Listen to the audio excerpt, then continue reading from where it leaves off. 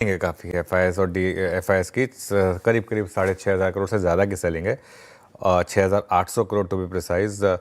और एफआईआई का gross buy number और डीआई का ग्रॉस सेल नंबर सेम है, और डीआई का ग्रॉस बाय और एफआईआई का ग्रॉस सेल नंबर सेम है। तो numbers dollar to dollar match हुए हैं। 29 अगस्त के बाद एफआईएस की सबसे बड़ी बिकवाली और 29 अगस्त के बाद ही डीआईएस की सबसे बड़ी खरीदारी। कोइंसिडेंस हो गया एक तरीके का, और वो बार आएंगे आपकी स्क्रीन पर एफआईएस और डीआईएस के। और देखिएगा ज़रा एक बार ये एफआईएस के अब लगातार 3 दिन से सेलिंग हो गई आशीष, और ऑब्वियसली डीआईएस उसको पूरी तरीके से मैच कर रहे हैं। उसके अलावा अगर आप देखें इंडेक्स फ्यूचर्स में भी शॉर्टिंग बढ़ती जा रही है।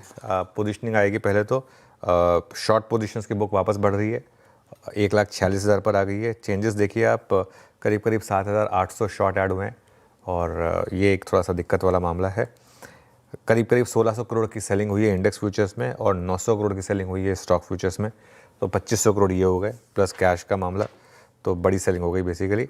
इंडेक्स फ्यूचर्स में अगर आप देखें तो निफ्टी में 1,300 करोड़ की सेलिंग है, बैंक निफ्टी में 200 करोड़ की, और 4 दिन से अब एक्चुअली 4 डिजिट में निफ्टी फ्यूचर में सेलिंग हो रही है। 3,000 करोड़, 1,000 करोड़, 1,900 करोड़ और 1,300 करोड़। ये बड़ी सेलिंग है, इसको आप इग्नोर नहीं कर सकते हैं किसी भी तरीके से, और वो आपको लॉन्ग शॉट में दिखाई देगा। 456 शॉर्ट लॉन्ग कम हुए और 7,700 शॉर्ट ऐड हुए। इवन स्टॉक फ्यूचर्स में भी काफ़ी शॉर्ट बिल्डअप है, 1,200 लॉन्ग कम हुए और 19,000 शॉर्ट ऐड हुए।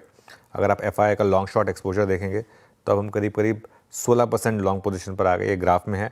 और अब जब हमने सीरीज़ की शुरुआत की थी तो लग रहा था कि 92,000 शॉर्ट थे, और फिर उसके बाद थोड़ा सा रिकवरी के साइन दिख रहे थे, लेकिन अब हम वापस 1,18,000 शॉर्ट पर आ गए हैं। पिछले 3 दिनों में इंडेक्स फ्यूचर्स में वापस 26,000 शॉर्ट ऐड हुए हैं, तो ये थोड़ी सी दिक्कत की बात।